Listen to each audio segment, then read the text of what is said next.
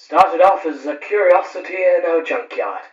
It's turned into quite a spirited adventure, yes.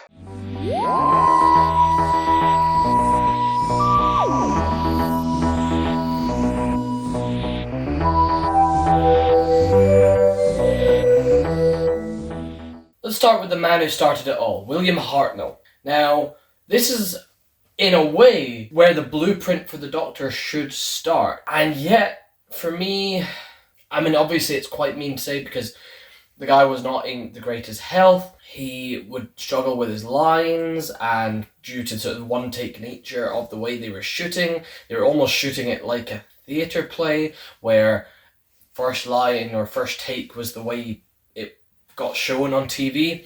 Often there were flubs, and it just made him a bit more dotty sounding.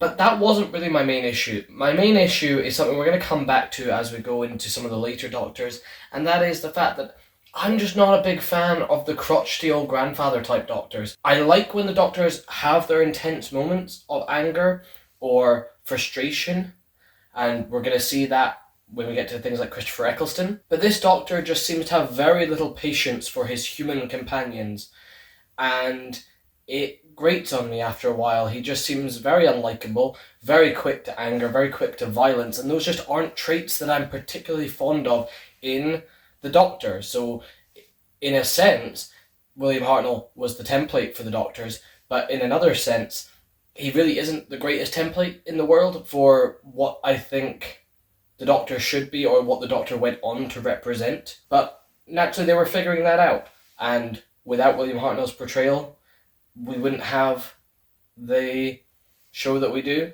to this day, and we certainly wouldn't be talking about it 60 years later. There are some really cute enigmatic moments with this Doctor. There are moments of warmth with his granddaughter, and the dynamic between the Doctor and an actual relative of his is something we don't often see.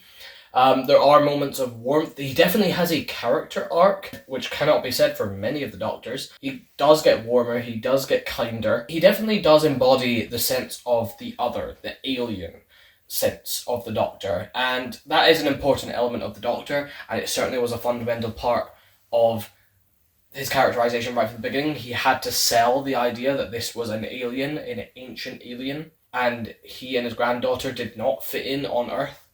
And to that, they definitely succeeded. As for the ranking, we're at the first one, and I don't know how this is going to shake out, so at number 1, William Hartnell.